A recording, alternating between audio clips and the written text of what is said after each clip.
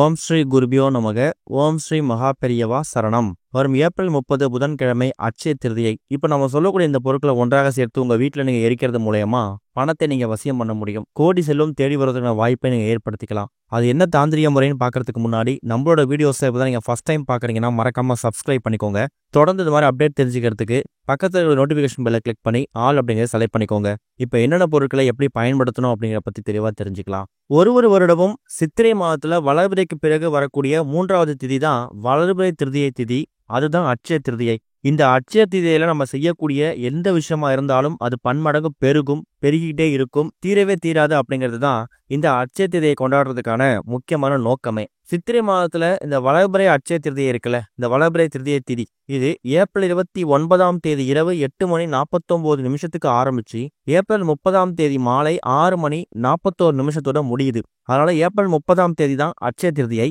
அன்றைய தினம் நீங்க தங்கம் வெள்ளி வாங்குறதா இருக்கட்டும், வீட்டுக்கு தேவையான எந்த ஒரு பொருள் வாங்குறதா இருக்கட்டும், அந்த நாள் நீங்க பயன்படுத்திக்கலாம். வீட்டில் லட்சுமி பூஜை செய்யறதுக்கு, அதாவது மகாலட்சுமி பூஜை செய்யறதுக்கு உகந்த நாள் இந்த ஒரு அட்சய திருதியை. மகாலட்சுமி பூஜைனா நீங்க ரொம்ப பெருசா மெனக்கெட வேணாம். மகாலட்சுமி தாயார் போட்டோ சிலைக்கு பொட்டு வைத்து பூக்களும் அலங்காரம் செய்து உங்களால என்ன நைவேத்தியம் செஞ்சு வச்சு படைக்க முடியுமோ படைக்கலாம். முடிஞ்சா தட்டுல பூ, பழம், வெற்றிலை பாக்கு, ரவிக்கை துணி, கண்ணாடி வளையல்கள் இது எல்லாத்தையும் வச்சு படைச்சிட்டு அதை நீங்களும் பயன்படுத்திக்கலாம். இல்லை உங்க அக்கம் பக்கத்து செய்ததுக்கு அதை நீங்க கொடுக்கலாம், தப்பு கிடையாது.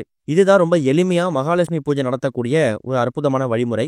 இந்த பூஜை எத்தனை மணிக்கு நடத்தலாம் அப்படின்னு கேட்டீங்கன்னா, காலையில 9:30 மணிலேருந்து 10:30 மணி, இந்த 1 மணி நேரம் சரியான நல்ல நேரம். இந்த நேரத்தை பயன்படுத்திக்கோங்க. அதை விட்டீங்கன்னா மாலை ஒரு 5 மணிலேருந்து 7 மணி இந்த நேரத்தை பயன்படுத்திக்கலாம். தங்கம் வெள்ளி வாங்குறதா இருக்கட்டும், இல்லை வீட்டுக்கு தேவையான மற்ற பொருட்கள் வாங்குறதா இருக்கட்டும், இதுக்கு சரியான உகந்த நேரம் இந்த 2 நல்ல நேரங்களையும் பயன்படுத்திக்கலாம். அப்படி முடியாதவங்க புதன்கிழமை காலையில 6 மணிலேருந்து மதியம் 2 மணி 12 நிமிஷம் வரைக்கும் எப்போ வேணாலும் தங்கம் வெள்ளி வாங்குறதுக்கான நேரத்தை ஒதுக்கிக்கோங்க.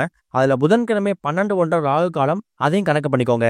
இந்த அட்சய திருதியை நாள் அப்படிங்கிறது தங்கம் வெள்ளி வாங்குறதுக்கான நாள் மட்டும் கிடையாது அப்படிங்கிறத நீங்க புரிஞ்சுக்கணும். வீட்டுக்கு தேவையான எந்த பொருளை வாங்கினாலும் அது பன்மடங்கு பெருகும். உங்க தொழிலுக்கு தேவையான, வியாபாரத்துக்கு தேவையான சில பொருட்களை வாங்கி வீட்டில் வைக்கிறது, வண்டி வாகனங்கள் வாங்குறது, உங்க குழந்தைகளுக்கு தேவையான அந்த படிப்புக்கு தேவையான பாட புத்தகங்கள் வாங்கி வைக்கிறது, வீட்டில் ஒரு சின்னதா ஒரு பாக்கெட் கல்லுப்பு வாங்கினா கூட அது மகாலட்சுமியோட அம்சத்தை உங்க வீட்டுக்குள்ள அதிகப்படுத்தும். இப்படி தங்கம் வெள்ளி மட்டும்தான் வாங்கணும் அப்படிங்கிற நிலையை வச்சுக்காம உங்களுக்கு என்ன பொருள் தேவைப்படுதோ அதை பயன்படுத்தி நீங்க வாங்கிக்கலாம். இந்த ஒரு அட்சய திருதியை அன்னைக்கு எக்கச்சக்கமான புராண விஷயங்கள் நடந்திருக்குது.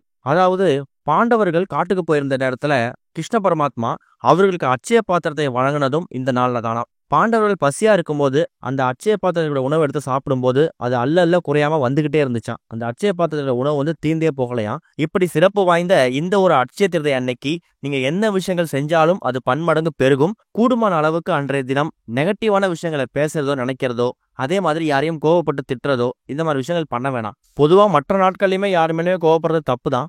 இருந்தாலும் அட்சய திருதியை அன்னைக்கு என்னதான் சோதனை வந்திருந்தாலும் நெகட்டிவான விஷயங்கள் பேசுறதோ, கோவப்படுறதோ, அடுத்தவங்களை திட்டுறதோ அப்படிங்கிறத கொஞ்சம் தவிர்க்கிறது நல்லது. எந்த அளவுக்கு நல்ல விஷயங்கள் நினைக்க முடியுமோ, நல்ல விஷயங்கள் பேச முடியுமோ, இறை சம்பந்தப்பட்ட விஷயங்கள் பண்ண முடியுமோ அதுல கவனம் செலுத்துங்க. கட்டாயம் இந்த விசுவாவசு வருடத்தில் இருக்கக்கூடிய மீதி 11 மாதங்களும் உங்களுக்கு சிறப்பா அமையும். இது போக இப்ப நாம சொல்லக்கூடிய இந்த பொருட்களை நீங்க உங்க வீட்டோட பூஜை அறையிலையோ இல்ல வீட்டோட மெயின் ஹால்லையோ ஒன்றா சேர்த்து வைத்து எரிக்கும் போது அது வரக்கூடிய ஒரு கருமை நிற சாம்பல், ஒரு பொடியை நீங்க தினமும் பயன்படுத்திக்கலாம். அது மூலயமா எக்கச்சக்கமான வெற்றி உங்களுக்கு சேரும். இந்த ஒரு தாந்திரிக முறை பண்றதுக்கு உங்களுக்கு தேவையான பொருட்கள் ரொம்ப எளிதான பொருட்கள் தான். அது எல்லாமே உங்க வீட்டுல தினமும் இல்ல நீங்க வைத்திருக்கக்கூடிய பொருட்கள் தான். அதுல முதல் முக்கியமான பொருள் என்னன்னா, ஒரே ஒரு மண் அகவிளக்கு எடுத்துக்கோங்க. இல்லைன்னா மண் பாத்திரம் ஏதாவது எடுத்துக்கலாம். அதுல நீங்க போட்டு எரிக்கிறதுக்காக சில பொருட்கள் பயன்படுத்த போறோம். அதுல முதல் பொருள் என்ன அப்படின்னு கேட்டீங்கன்னா, எல்லார் வீடுகள்லயும் துளசி செடி அப்படிங்கிறது கட்டாயம் இருக்கும். இல்லைன்னா உங்க வீட்டு பக்கத்துலயாவது எங்கேயாவது துளசி செடி பார்க்க முடியும். அந்த துளசி செடியில் இருக்கக்கூடிய அந்த துளசி விதைகள் பார்த்திருப்பீங்க, கருப்பா மணிமணியா இருக்கும். இது மகாவிஷ்ணு வாசம் செய்யக்கூடிய ஒரு பகுதியா. இந்த துளசி செடியில் இருக்கக்கூடிய ஒரு விதைகள்லையும் மகாவிஷ்ணு வாசம் செய்யறாராம். துளசி செடியோட அடிப்பகுதி, வேர்க்கட்டை பகுதி இருக்குல்ல, அங்க மகாலட்சுமி வாசம் செய்யறாங்களாம். இப்படி பல அம்சம் பொருந்திய அந்த துளசி செடியிலிருந்து கிடைக்கக்கூடிய இந்த துளசி விதைகள் இருக்குல்ல, அதை நீங்க ஒரே ஒரு துளசி விதை கிடைச்சாலும் பரவாயில்ல, இப்ப நீங்க வீடியோல பாக்குற மாதிரி இதை பறிச்சு வந்து வச்சுக்கோங்க. அடுத்ததா பச்சை கற்பூரம். இதுவும் மகாவிஷ்ணு வாசம் செய்யக்கூடிய ஒரு பொருள். எங்கெல்லாம் பச்சை கற்பூரம் வாசம் இருக்கோ அங்கெல்லாம் மகாவிஷ்ணு இருப்பாரு. மகாவிஷ்ணு இருக்கக்கூடிய இடத்துல மகாலட்சுமி தாயார் தானா வந்துருவாங்க. அடுத்ததா ஏலக்காய். ஏலக்காயோட மகிமையை பத்தி சொல்லி தெரிய தேவையில்ல. பணவசியம், ஜனவசியம், இது மாதிரி எக்கச்சக்கமான விஷயங்களை உங்கள் பக்கம் வசியம் பண்ணுவதற்காக, காந்தம் போல ஈர்ப்பதற்காக பயன்படுத்தக்கூடிய ஒரு வசிய பொருள் தான் இந்த ஒரு ஏலக்காய். கிராம்பு, வாசனை மிகுந்த ஒரு பொருள், மகாலட்சுமி தாயார் அமரக்கூடிய ஒரு அற்புதமான ஒரு பொருள் இந்த ஒரு கிராம்பு. இப்படி முக்கியமான சில பொருட்கள், ஒன்று மகாலட்சுமி தாயார் வாசம் செய்யக்கூடிய பொருட்களா இருக்கும், இன்னும் சில பொருட்கள் பார்த்தீங்கன்னா மகாவிஷ்ணு வாசம் செய்யக்கூடிய பொருட்களா இருக்கும். இவங்க 2 பேரோட அனுகிரகம் நம்ம வீட்டுக்குள்ள வந்துட்டாலே சகலவிதமான செல்வங்கள் உங்களை தானாக தேடி வரும் அப்படிங்கிறத நீங்க மறந்துடக்கூடாது. சரி, இந்த பரிகாரத்தை எத்தனை மணிக்கு செய்யலாம்? காலையில ஒரு 9:30 மணிலேருந்து 10:30 மணி பூஜை பண்றீங்கன்னா அந்த நேரத்துல பண்ணலாம். மாலை ஒரு 6 மணிலேருந்து 7 மணி இந்த 1 மணி நேரத்தை பயன்படுத்திக்கலாம். வீட்டில் இருக்கக்கூடிய ஆண்கள், பெண்கள், குழந்தைகள்னு சொல்லி யார் வேணாலும் செய்யலாம். எந்த விதமான கட்டுப்பாடுகளும் கிடையாது. வீட்டோட பூஜை அறையில விளக்கேத்தி வச்சுட்டு மகாலட்சுமி தாயாருக்கு பூஜை பண்ற மாதிரி அந்த பூஜையெல்லாம் முடிச்சிடுங்க.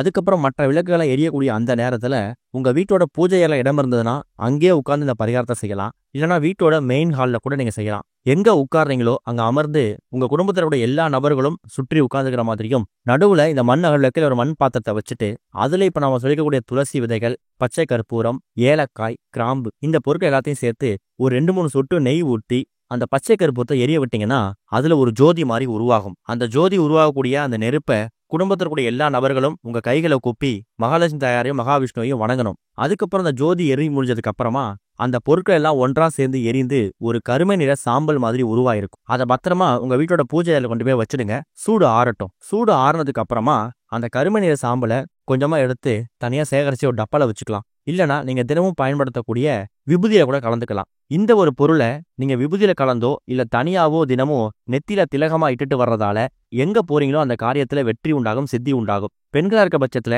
நீங்க தினமும் பயன்படுத்தக்கூடிய மஞ்சள் குங்குமம் வைக்கும்போது நெற்றியில இந்த ஒரு பொருளையும் சேர்த்து வச்சுக்கலாம். இல்லைன்னா உச்சந்தலையும் தடவிக்கலாம். அது உங்க விருப்பம் தான். ஒரு வேலை விஷயமா வெளில போறீங்க, ஒரு வியாபாரம் விஷயமா வெளில போறீங்க, போகக்கூடிய காரியத்துல வெற்றி உண்டாகும். இல்லைன்னா இப்ப போகக்கூடிய காரியம் சக்சஸ்ஃபுல்லா நடந்து முடிஞ்சதுன்னா அது என் வாழ்க்கையில ஒரு திருப்பு முனையை ஏற்படுத்தும் அப்படின்னு ஒரு நம்பிக்கை இருக்கும்ல.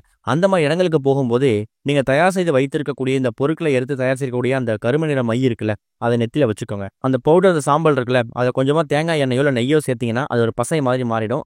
அதுக்கப்புறம் நீங்க நெத்தியில வச்சுக்கலாம். சுத்தபத்தம் இல்லாம தொடர்றதை தவிர்க்கிறது நல்லது. குறைந்தது நீங்க தயார் செஞ்சீங்கன்னா ஒரு மாதம் 2 மாதம் கூட அது வரலாம்.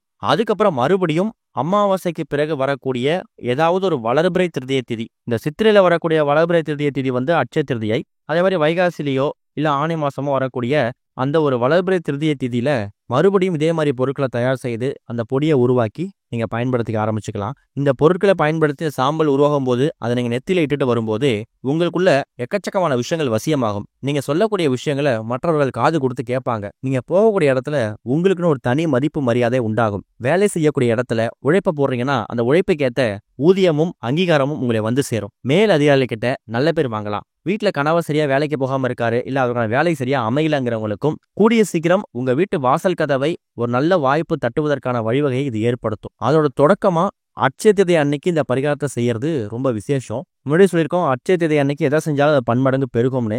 அப்படிப்பட்ட உங்க முன்னேற்றத்துக்கு வழிவகுக்கக்கூடிய இந்த பரிகாரத்தை செய்யுங்க, நல்ல முன்னேற்றம் ஏற்படும். ஓம் ஸ்ரீ குருபியோ நமக. ஓம் ஸ்ரீ மகா பெரியவா சரணம்.